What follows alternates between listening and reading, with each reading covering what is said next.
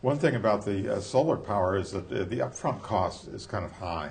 So if you're a homeowner, you have to invest maybe $20,000. Well, you can do a basic system for a net investment of around $8,000 now. 8,000. So the prices have come way down, but still a cash up front, and you're basically buying 25 years of electricity up front.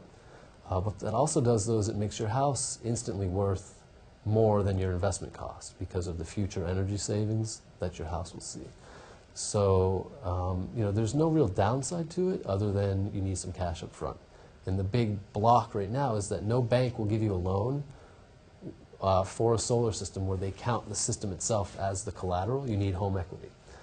And because there's no long-term commitment to a real feed-in tariff program, the one that Vermont dabbled in last year was a baby step toward a real feed-in tariff that says, okay, if you're putting clean energy into the grid, you're guaranteed at least this much of a price that you can put into the grid, and anybody can become a power company, which is what Germany and Ontario have both done, which has created hundreds of thousands of jobs between those two regions right now for an investment in terms of factories to produce these materials, because investors know for every kilowatt hour that I put into the grid, I'm going to make 30 cents in exchange, and that actually is what the value of that energy is worth.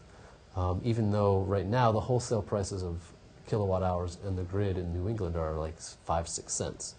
The reason that 30 cents would still make sense without it making everybody's rates go up is that solar power produces energy at the peak demand time. So between noon and 3 in the afternoon is when you see peak load in terms of the overall grid from lots of air conditioning, lots of manufacturing, lots of just activity.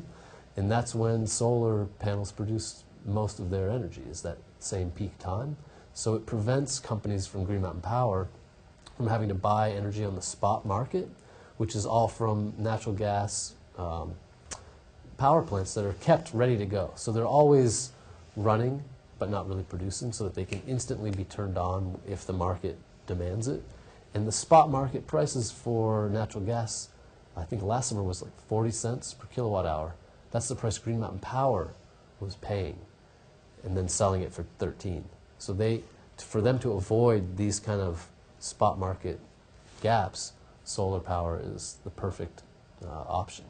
This is something we might be able to help with when we get into the Senate, because you have this big upfront cost for $8,000 for solar, but in the long run it's cheaper. Right. Whereas if someone moves into a house and they just call up the power company and say, connect me, Right. there's no upfront cost, Right. but it's more expensive. Right. So the state Senate or the state government might be able to work something out where the state would take care of funding the upfront. Well, a feed-in tariff program, like what Ontario and Germany have done, would instantly solve all of that, because it would guarantee the lenders a no-brainer return. They have really no risk if that feed-in tariff is in place. So they know how much that energy will get paid for over the long term, and then all the capital markets would just naturally fall into place. That's, to me, the only real solution. What we've got now with these 7-layer burritos of all these different subsidies that come and go is it's ridiculously complicated.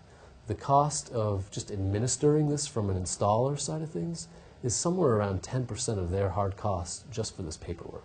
So it's adding costs, even though it's trying to reduce costs. And there's no long-term commitment, so nobody is willing to invest in any of these markets in a big way. That's why all the domestic U.S. manufacturing of solar panels is moving to China.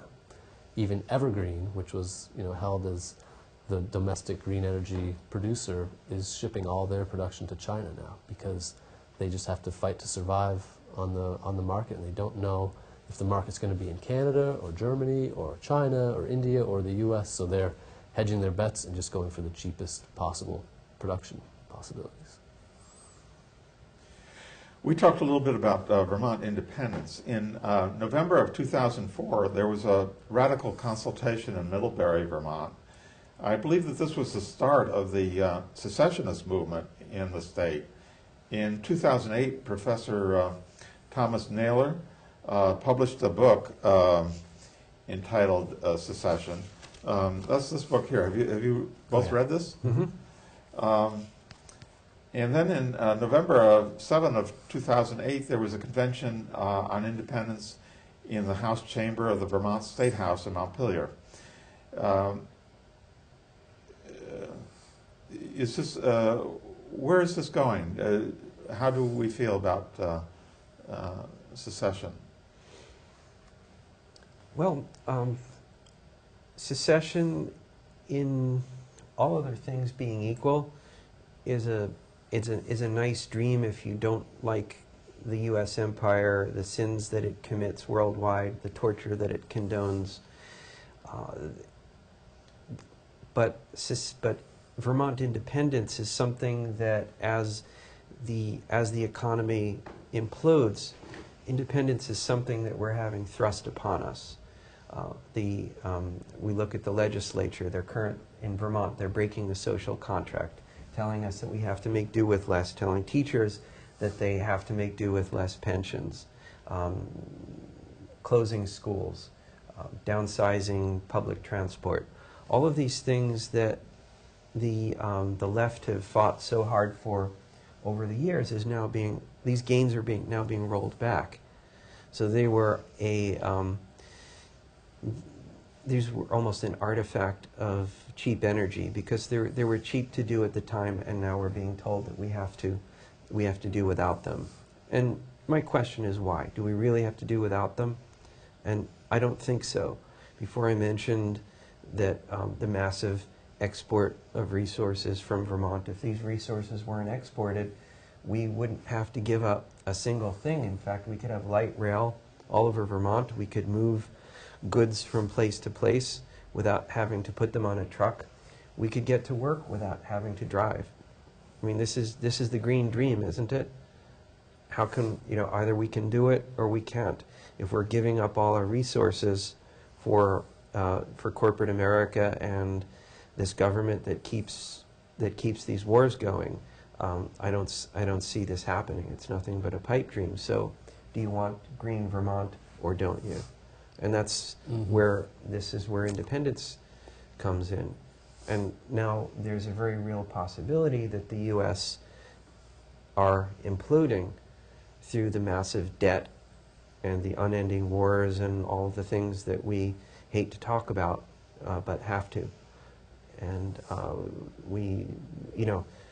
the quicker we get out of the Union, the quicker we form, we organize a local economy, local food production being number one, take back our resources, especially our groundwater. Our groundwater is key.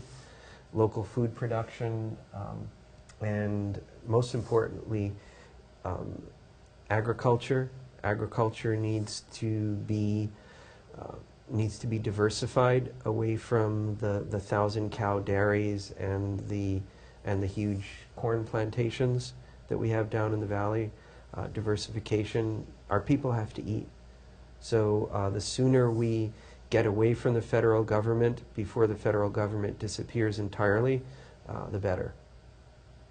Yeah, I think to me, the secession word it's a scary word. I mean, it's one of those things where people come up with all kinds of, scary visions in their head when they think about that. And, I don't personally think that Vermont can or should just secede tomorrow. But to me, the topic itself brings up a whole bunch of really important questions, like what would Vermont have to look like to be a standalone state or standalone republic? How would we have to shift our import-export scenario for food, fuel? What kind of finance system would we have to have in place?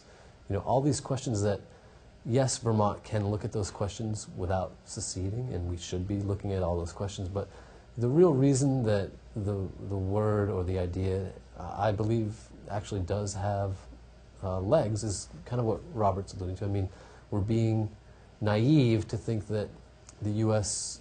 empire or the U.S. economy is just going to keep going down productively, and we're going to have some kind of big recovery.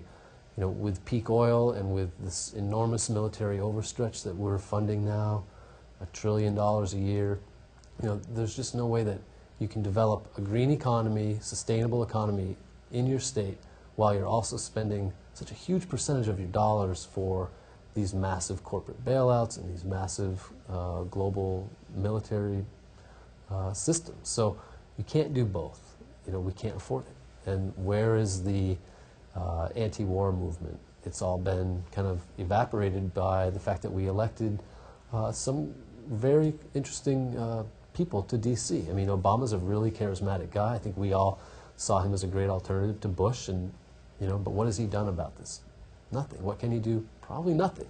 I mean, his party controls the government, but everything's just getting worse. So, the Democrats of the world need to wake up and realize that that's not a solution. Vermont needs to focus on its own survival, its own future, and there's a lot of things that the federal government is doing and has been doing for a long time that are, just patently unconstitutional. And Vermont, as a state, needs to stand up and say, no, that's not constitutional. We will not allow that, and make our voices heard.